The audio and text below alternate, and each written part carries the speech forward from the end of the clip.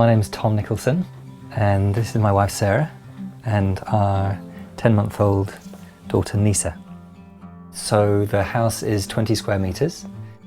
It started with a sheep shearer's quarters just to the side of us here, and that was maybe 20 years ago that was built.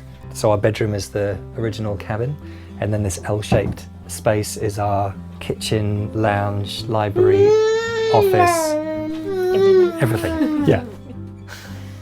20 square metres.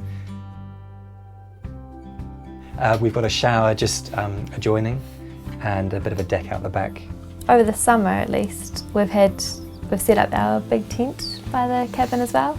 It means that we've got an extra bedroom. There's a local tower just across the valley that allows mobile broadband, and over that we can get a phone line. So a few months ago a friend of mine helped me put a 300 watt panel up on the roof, and so that powers the broadband and telephone and a bit more light. And hot water is from a gas cylinder, and we cook with gas as well. A lot of people, when they hear about it, they think, oh my gosh, how is that with a baby? And even before that, how is that just the two of you? I think actually it's great with a baby living in a small space, in that wherever she is, she's never that far away. So it's quite easy to be doing whatever I need to be doing and keeping an eye on her. We had been living in Kati, and I was working a regular job as a GP in the practice there. And then I just found these kind of warning signs that I was starting to get out of balance. You know, I'd be lovely with my patients, but I'd come home and be kind of shitty. I was feeling quite depressed. And we started talking about it and thought, well, if it's not working with 3 days a week, then maybe we really need to kind of radically rethink how we want to live. We were living in a quite large 3-bedroom house, and I've been thinking, well, a big chunk of what I'm earning is to pay the rent and the other bills to be able to live in this house, and it all seemed to be, yeah, just kind of crazy, really. The step to coming here, although in many ways it was clear that it was going to be a really healthy step for us to take in different ways, there was definitely, it was a process for me to kind of be okay with the downsizing and living in a very tiny space. It wasn't just a completely straightforward, natural thing. And now it feels really good. And being in the small space doesn't really feel like that much of a sacrifice. It just feels nice. I like our cabin. I love that we look at all of our windows and just look out to trees and green and feel like we're just nestled under the trees here.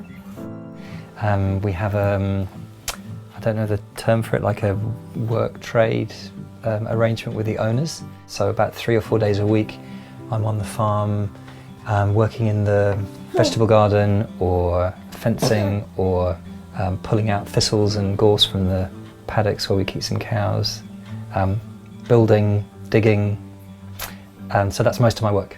And then part-time I work as a GP.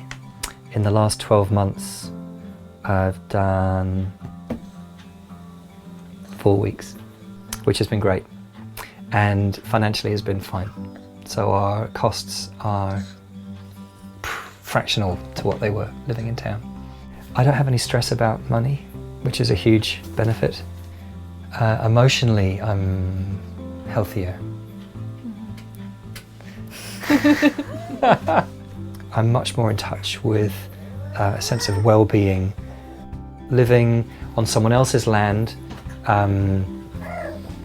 we've got no ownership here.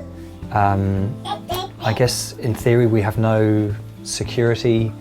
There's nothing legal keeping us here, but actually somehow that feels completely fine. I feel trusting of the way we're choosing to live. Trying to learn how to live more in relationship rather than it's just us. We've got to, you know, make our money. We've got to have our walls tight to have security, and maybe there's another way of being secure through being really embedded in a web of community. I think the model of working in exchange for rent is a great option for anyone looking to live a simpler life. It's accessible to all of us, whether we come from wealth or not, just as long as we're open to sharing and gifting what we have. With Tom being a GP and Sarah a professional illustrator, they have the option to live a more affluent lifestyle, yet they choose to live in a small house with little money.